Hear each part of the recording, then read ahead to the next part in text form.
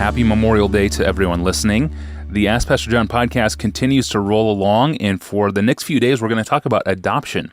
Pastor John, your 18-year-old daughter, Talitha, recently graduated from high school, a momentous occasion you've written about and blogged about recently at the Desiring God blog.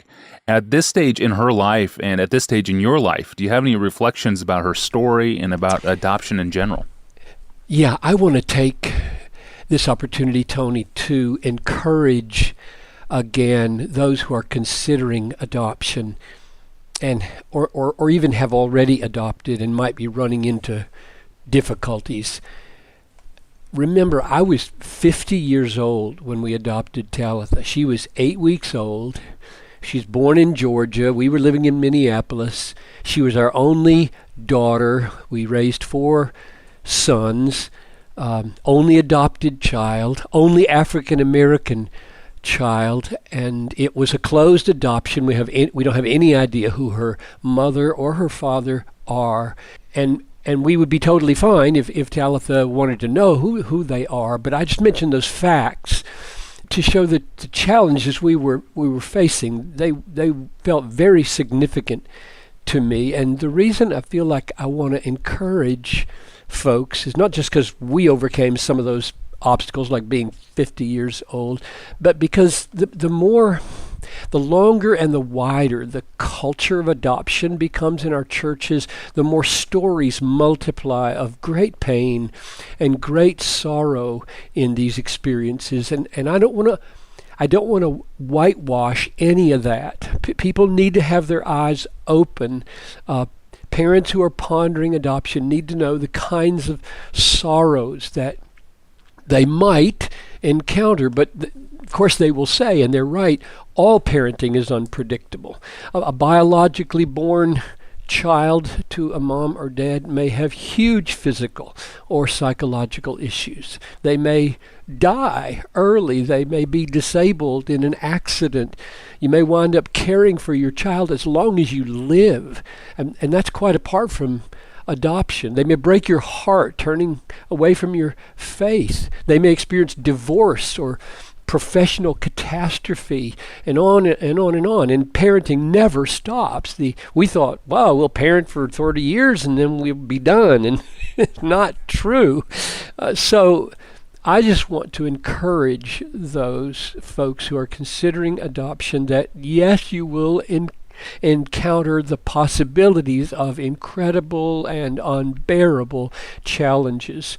Children who've lived in orphanages or been passed around among relatives, they bring issues, they bring stuff to the family that you don't have any idea about. I've seen cases of compulsive stealing and lying and running away from home and expressed hatred for mom and dad and bizarre behaviors like banging your head against this concrete floor until it bleeds.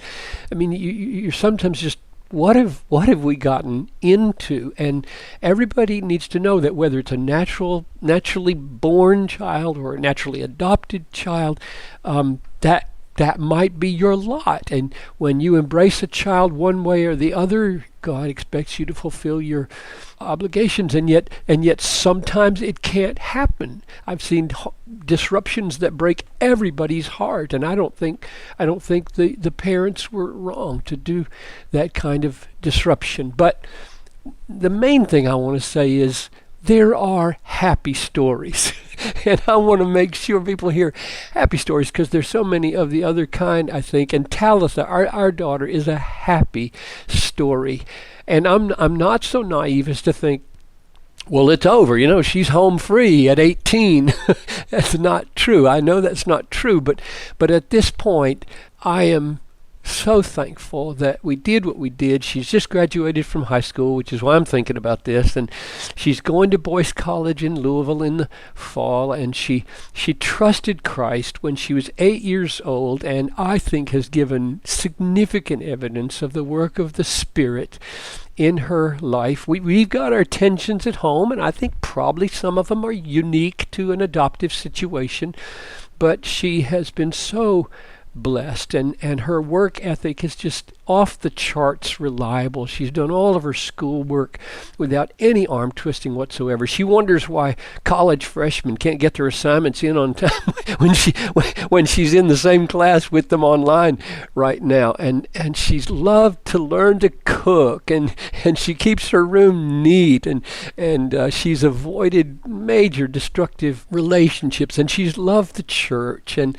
she's got wonderful deep friendships, and she and we are not perfect, and we're all growing to greater maturity, and that's necessary, but it's a good story, and people need to know that we don't look back with any regrets. I'm 68 years old and have a graduating daughter from high school, and I wondered when we adopted her, what would it be like for an African American daughter to have an old man for a dad?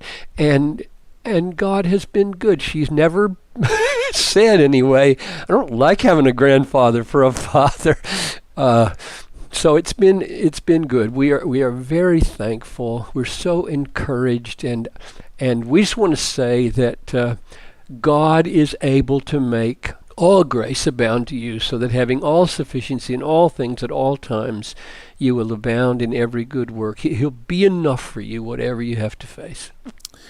What a precious testimony. Thank you for sharing that with us, Pastor John. And tomorrow we'll talk to couples who are considering adoption, and then, Lord willing, on Wednesday we'll wrap up this little 3-part series on adoption to talk about one big issue of raising an adopted child, and that is explaining adoption to your child. When and how do you do that? Well, perhaps you're like many couples and you're listening to this and thinking to yourself, with so many orphans in the world, why would any Christian couple even consider having biological children of their own? If that's a question you've thought about, and it's a very important one, be sure to check out Ask Pastor John episode number 202 in the archive.